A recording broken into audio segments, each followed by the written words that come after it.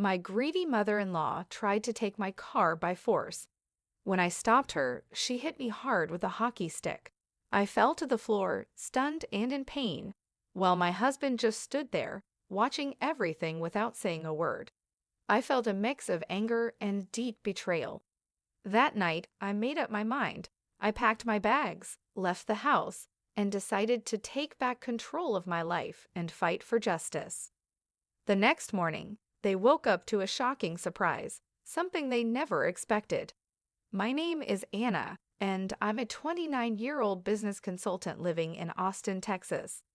On the surface, my life appeared perfect. I had a thriving career, earning $50,000 a month, and I lived in a comfortable home with my husband, Frank. To the outside world, we were a picture of success, a young, ambitious couple building a life together.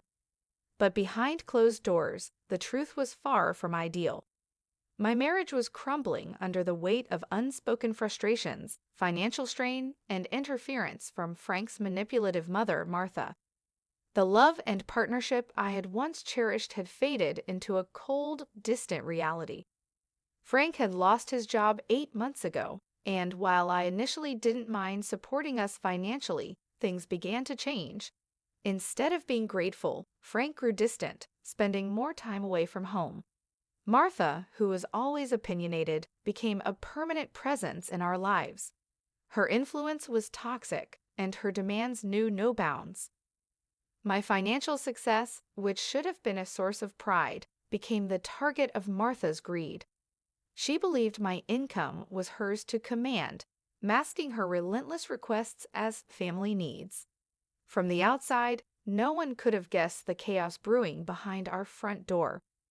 I had worked hard to achieve everything I had: a successful consulting business built from scratch, a respected reputation, and a stable life. But none of it seemed to matter to the people closest to me. The tension in my home was suffocating, and I felt increasingly alone. I knew I needed to take control, but at the time, I didn't realize just how far things would spiral before I reclaimed my life. The illusion of a perfect life was beginning to crack, and with it, my patience for the people who were determined to take advantage of me. 5 years ago, I met Frank at a corporate networking event. The night was filled with energy, professionals mingling, exchanging ideas, and discussing ambitions. Frank caught my eye with his charming smile and confident demeanor. We started talking, and within minutes, I felt a connection.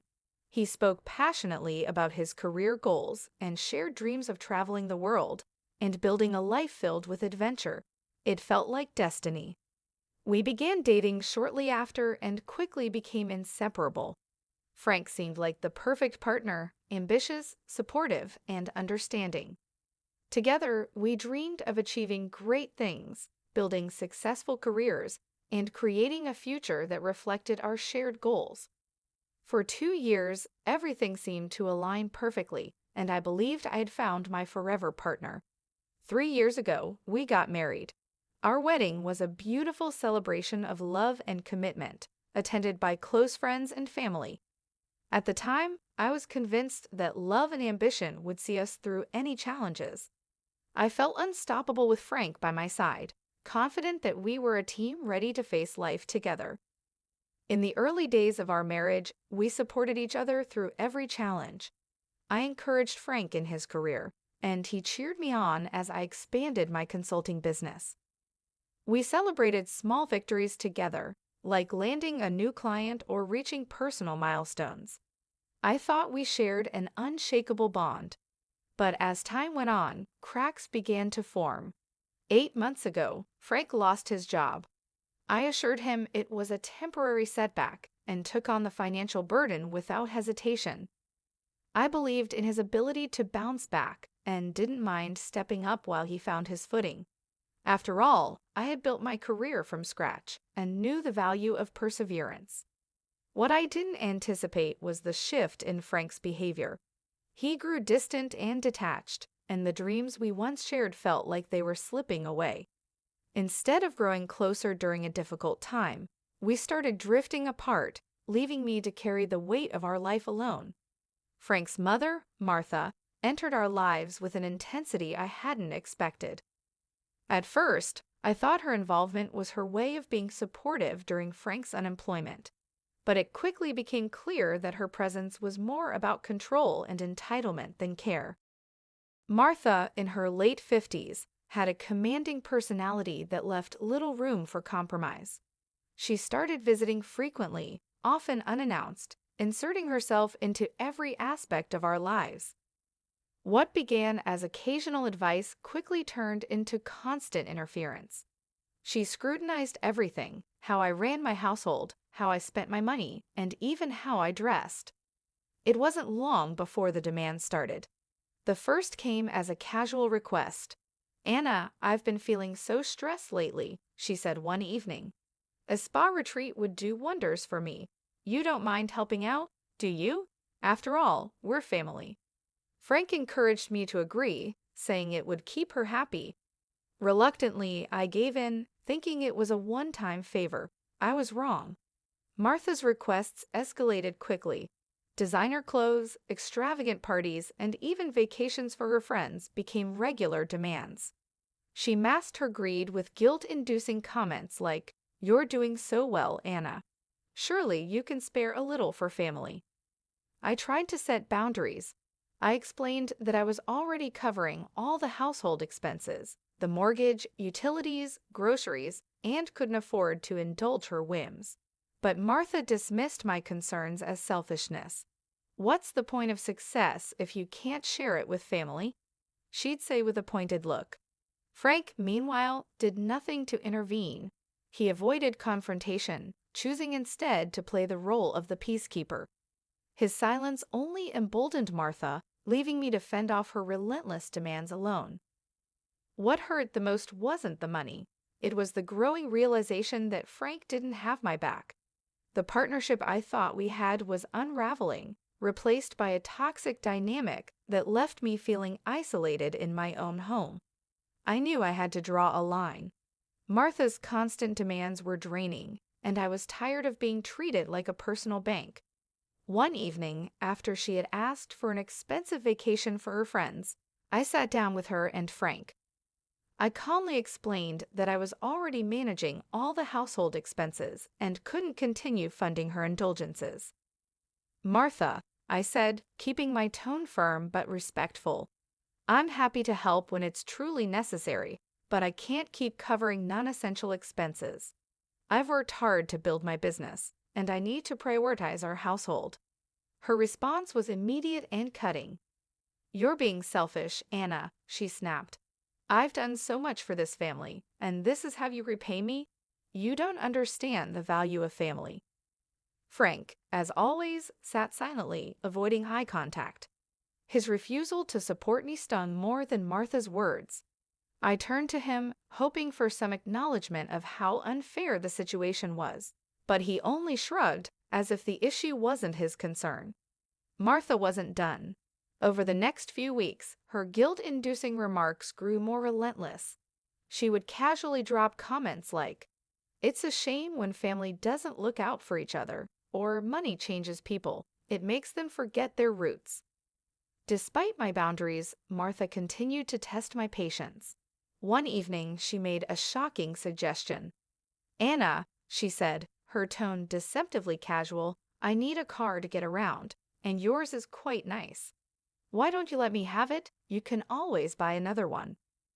I stared at her, stunned. My car wasn't just a vehicle, it was essential for my work and daily life. "I can't do that," I said, trying to stay composed. "I need my car for my business." Martha's face darkened. "You're just proving how selfish you are," she hissed. "You don't deserve the success you have." Her words cut deep, but it was Frank's silence that hurt the most. Once again, I was left standing alone, fighting a battle I never should have had to face. The demand for my car marked a new low. Martha's audacity seemed limitless, and I was done indulging her greed. Still, I tried to keep my composure. "Martha," I said firmly, "I've already explained that my car is essential for my work. It's not something I can give away." Her response was immediate and explosive. "You're being selfish," she shouted. After everything I've done for this family, you can't even give me a car? You don't deserve the life you have. I turned to Frank, desperate for support. Do you have anything to say about this? I asked, my voice shaking with frustration. He shifted uncomfortably in his seat, avoiding my gaze. Let's not make this a big deal, he muttered, his indifference cutting me like a knife. Before I could respond, Martha's anger boiled over. She stood abruptly and scanned the room, her eyes landing on a hockey stick leaning against the wall, a leftover from Frank's childhood. Without hesitation, she grabbed it and swung it at me with full force. The impact was sharp and searing. The stick struck the side of my head, and pain shot through my skull. I stumbled backward, clutching my head as tears blurred my vision. What is wrong with you? I gasped, struggling to steady myself. Martha's voice was filled with venom. You ungrateful brat, she screamed. You think you can hoard everything for yourself? You don't belong in this family. I looked at Frank, pleading silently for him to intervene, to defend me, to show some semblance of care. But he remained frozen, watching the chaos unfold as if he were a spectator at a show. In that moment, something inside me broke. I realized the man I had married was no longer my partner, but an enabler of the abuse I was enduring. That night, I made my decision. While Frank was out with friends, I packed my bags, ignoring the throbbing pain in my head. I left the house, tears streaming down my face, and drove straight to my parents' home. I knew I could never return. It was time to reclaim my life. When I arrived at my parents' house that night, my mother immediately noticed something was wrong. Her eyes widened in horror as she saw the swelling on the side of my head. Anna, what happened? She asked, her voice trembling. I broke down, recounting everything: Martha's escalating demands, the attack with the hockey stick, and Frank's refusal to defend me. My parents were furious and heartbroken. You need to see a doctor, my father insisted. This isn't just family drama. This is assault. The next morning, I visited a doctor who examined the injury and confirmed it was consistent with blunt force trauma. The official report and photographs of the bruise became the first pieces of evidence I would use to hold Martha accountable. I also contacted a lawyer, Sophia Carter, who came highly recommended for her sharp mind and compassionate approach. Sitting across from her in her office, I shared my story. She listened intently, her expression a mix of empathy and determination. Anna, Sophia said, this is not just about filing for divorce. What Martha did is a criminal act, and she needs to be held accountable. Frank's inaction only strengthens your case. She advised me to gather all possible evidence, including receipts showing Martha's financial exploitation, text messages documenting her demands, and any other proof of the emotional and physical abuse I had endured. With her guidance, I began piecing together a clear picture of the toxic environment I had endured for years. As I worked with Sophia to build my case, I felt a renewed sense of strength. For the first time in months, I wasn't reacting to Martha and Frank. I was taking action. The pain from the assault lingered, but so did my resolve. I wasn't just seeking justice for myself. I was reclaiming my dignity and independence. This wasn't about revenge. It was about ensuring that they couldn't hurt me or anyone else again. A few days later, while I was organizing the evidence with Sophia's help, my mother hesitantly called me from the living room. Anna, Frank, and Martha are here. They want to talk to you. I felt a surge of anger, but also a steely determination. I wasn't going to let them manipulate me again. Taking a deep breath, I stepped into the living room. Frank looked uncomfortable, his eyes avoiding mine, while Martha wore an expression of feigned remorse. Anna, Frank began, his voice low and hesitant. We're here to apologize. Mom knows she went too far. Martha nodded, her tone syrupy and insincere. I was under a lot of stress, Anna, she said, clasping her hands together dramatically. I shouldn't have acted that way, but we're family. Let's put this behind us and move on. I crossed my arms, keeping my voice calm but firm. You mean move past the fact that you physically assaulted me, Martha? Or the fact that you stood by and did nothing, Frank? Do you think an apology can erase what you've done? Frank's desperation started to show. Please, Anna, he said, his voice cracking. Let's not make this worse. What do you want? We'll do anything to make it right. Their sudden willingness to negotiate gave me an idea. If they were serious, I would ensure they paid for their actions, not just with apologies, but with something concrete. If you're serious, I said, meeting Frank's eyes, then transfer the house into my name. That's the only way I'll consider talking to you. Martha's mask slipped, and for a moment, her fury shone through. You're asking too much, she spat, but Frank, realizing they had no leverage, reluctantly agreed. Fine, he said through gritted teeth, we'll sign the papers. Their agreement felt like a small victory, but I wasn't naive. I knew this wasn't over. The house transfer would give me some control, but the real battle, seeking justice for what they'd done, was still ahead. For the first time, I felt the scales beginning to tip in my favor. A week after their reluctant agreement, Frank and Martha returned with the legal documents to transfer the house into my name. My lawyer, Sophia, meticulously reviewed every detail to ensure there were no loopholes. Once I signed the papers, the house was legally mine, a significant step toward reclaiming my independence. With the house secured, Sophia and I shifted focus to the criminal charges against Martha. The evidence was undeniable. The doctor's report, photographs of my injury, and Martha's threatening text messages sent after the assault. Frank's inaction during the incident only strengthened our case, proving the hostile environment I had endured. When the court date arrived, I walked into the courtroom with a mix of nerves and determination. Frank and Martha were seated at the defendant's table, their expressions ranging from indifference to barely concealed hostility. Martha's lawyer attempted to downplay the incident, framing it as a family misunderstanding fueled by stress. But the evidence painted a different story, one of greed, manipulation, and outright violence. Sophia's arguments were sharp and precise. She highlighted not only the physical assault, but also the financial exploitation and emotional abuse I had endured. This is not a misunderstanding, she told the judge firmly. This is a case of repeated abuse, culminating in a violent attack that could have caused serious harm. The judge listened carefully, reviewing the evidence. When it was time for Martha to speak, she tried to justify her actions, claiming she had been pushed to the edge. Her lack of genuine remorse was evident to everyone in the room. After deliberating, the judge delivered a decisive verdict.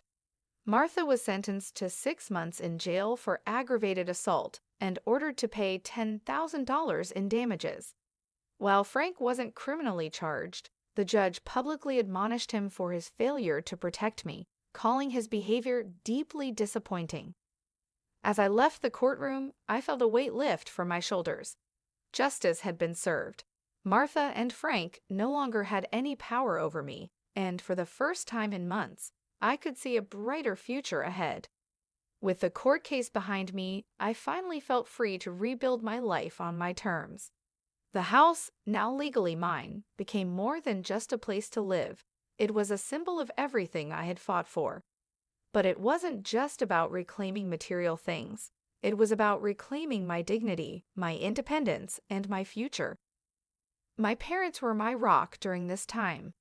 Their unwavering support reminded me of the love and stability I had been missing for years. They encouraged me to focus on myself, and for the first time in months, I felt safe enough to do so. I threw myself into my consulting business with renewed energy. Work became my outlet, a way to channel my pain into something productive. I started taking on more challenging projects, expanding my client base, and even mentoring younger professionals who were just starting in the industry. The satisfaction of helping others while rebuilding my career gave me a sense of purpose I hadn't felt in a long time. Beyond work, I began to explore opportunities to support women who had experienced abuse. I reached out to local organizations and started volunteering, sharing my story to inspire others.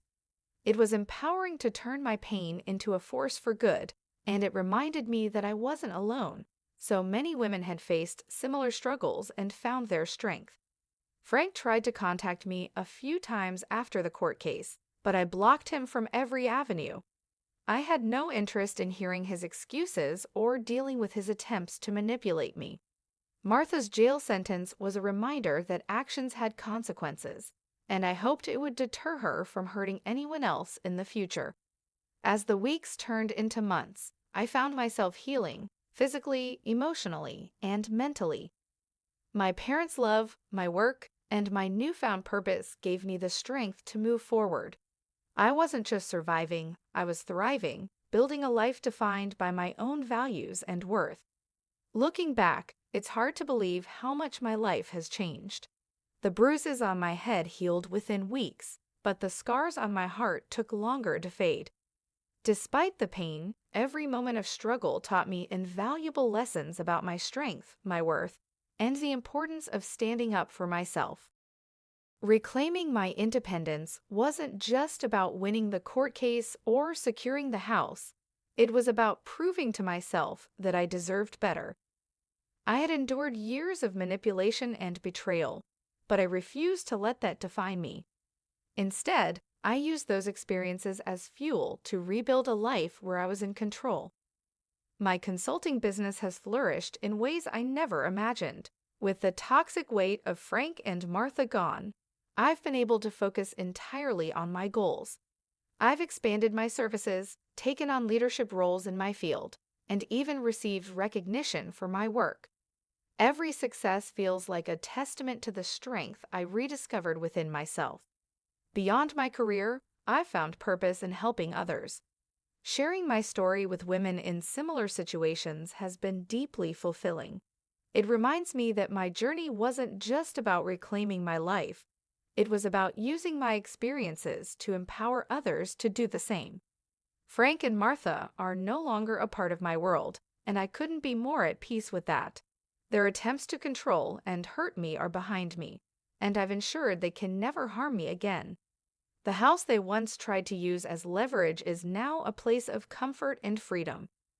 As I move forward, I carry the lessons of this chapter in my life with me. I've learned that self-worth isn't negotiable, and that true strength comes from knowing when to walk away. My journey wasn't easy, but it shaped me into the resilient, independent woman I am today. For that, I'm endlessly grateful. My future is mine to write, and this time, I'm in control of every word. Thank you for joining me on Anna's powerful journey of resilience and reclaiming her life. Stories like these remind us of the importance of standing up for ourselves and never settling for less than we deserve. If you enjoyed this story, don't forget to like this video to show your support and inspire others. I'd love to hear your thoughts, so drop a comment below. Did Anna's story resonate with you? What would you have done in her shoes? Let's keep the conversation going. And if you don't want to miss more stories like this, be sure to subscribe to the channel and hit the notification bell so you're always updated when new content drops. Your support means the world to us, and we're so grateful to have you here. Until next time, stay strong, stay inspired, and take care of yourself. See you in the next story.